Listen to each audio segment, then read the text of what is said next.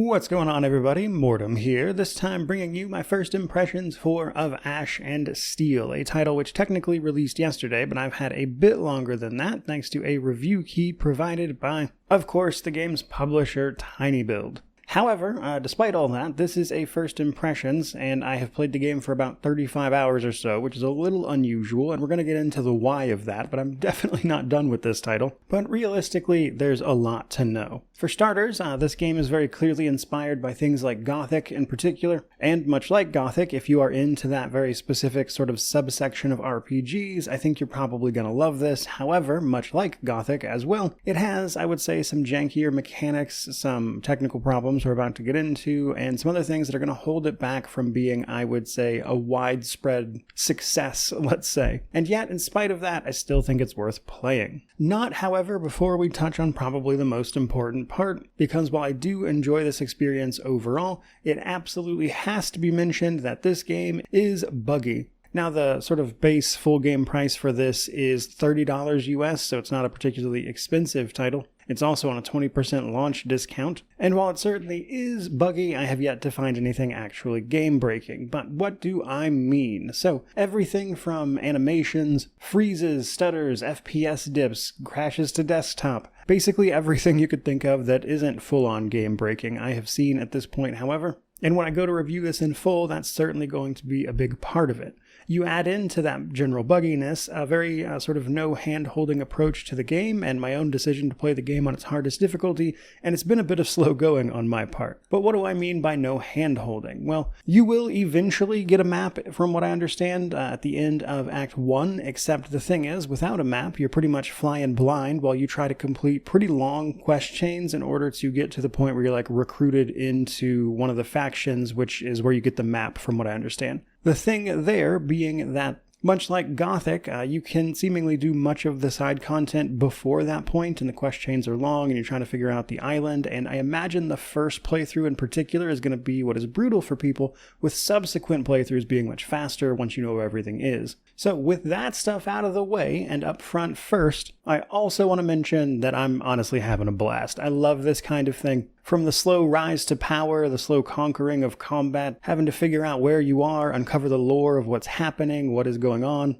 really leads to a sense of very rewarding progression if you stick through it. However, that is, again, not going to be for everybody by any stretch of the imagination. From there, let's start at the beginning, though. So, another thing that may put people off, we play a set character. In particular, we are Tristan, the cartographer. Not, again, a very unusual thing. If you play Gothic-likes, they typically have a set character. Once you get to the big city, it is possible to find a barber who will change your hair and beard style for you, so there is some cosmetic stuff later, in addition to, of course, armor progression. Just not right out of the gate. Tristan, our cartographer here, is being sent with an expedition of knights known as the Order of the Seven to one of the 7 islands that make up the archipelago that is this nation. However, unsurprisingly, given the nature of this video game, there are some problems along the way, and Tristan winds up being the sole survivor of an attack on these knights. Your job, now stranded on an island with no way to get off because thanks to volcanic activity and rumors of a civil war starting with the other islands, you are basically stuck here with no way to leave. And you have to pick up your weak, mangled little cartographer body and turn it into something worth using. And you certainly seem to be able to do that if you try hard enough. Both through normal progression, like levels and things, but also by unlocking hidden abilities. I believe there's some magic later on, but not so much towards the beginning of the game. But in particular, you do something enough, you can unlock perks. Like when you start the game, for instance, if you are sprinting, when you hit mud puddles or sticks on the ground, your character will fall over. And if you do that enough times, you unlock a perk that makes you immune to that, as an example. But another big part of it is, as with most games like Gothic, is the slow accumulation of power in general, because it's really hard to kill anything at first. So you need to do the quests you can, gaining experience, grabbing levels, raising some attributes, which lets you get access to better weapons and things like that. However, armor, while technically something you can upgrade, is a little more difficult to come by, and one of the reasons, as part of the main story especially, you'll have to join up with one of the factions who can offer you protection, because you'll find that after surviving the attack on the knights, those assassins aren't quite done yet when they find out that you're still alive, and you need the protection of somebody bigger than you. However, it doesn't stop there. In addition to the 2 factions you have to join one or the other on, you can also join a guild, of which there are 3. Smugglers, bounty hunters, and grave diggers.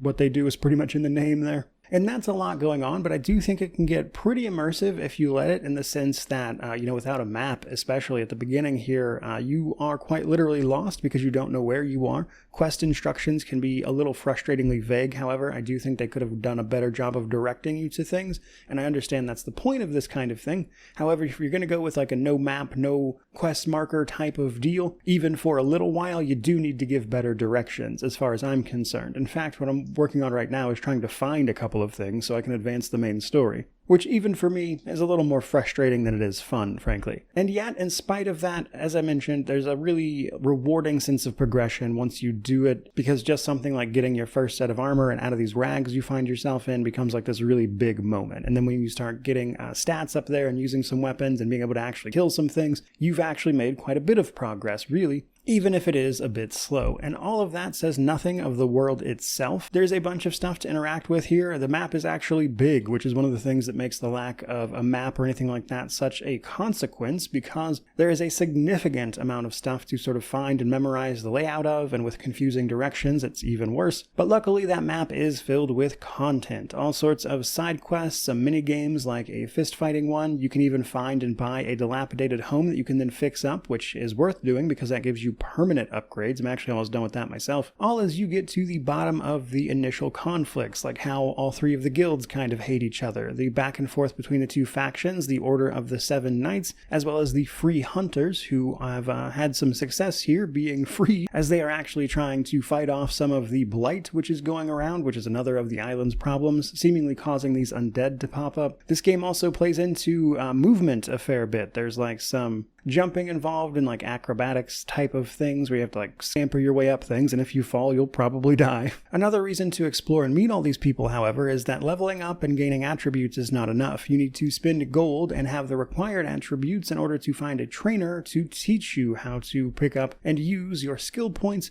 to actually acquire some basic knowledge about how to take care of yourself, survival, crafting. You can full-on craft a whole bunch of stuff if you invest into it. And next thing you know, what used to be a problem is now, in fact, very doable. And one of the things I like about these games is that often, just outside of the visuals of your upgrades and progression, it also even affects things like combat by like straight up changing the way you wield your weapons and sort of really embracing the training and things that you've received. And so to sort of leave off here for a first impressions as I continue to work on the review, broad strokes, I would simply say that Of Ash and Steel seems to understand and capture what is important about the types of games it is trying to emulate here, while also doing some fun stuff on its own. And if you like those types of experiences, I bet you'll enjoy this a lot. However, I do think it's also the type of experience to frustrate a fair few people as well, as you're pretty much flying completely blind in a lot of respects. Now, in terms of when I will be done with this in order to put out the full review, that is a little tricky. As I mentioned, it's a bit of slow going for me right now, and that is actually compounded by the fact that Thanksgiving is here in just a couple of days for the US, so I have some family obligations. However, the good news is I am positive that once I get done with my first playthrough, the rest of it should likely go very quickly once I learn where everything is.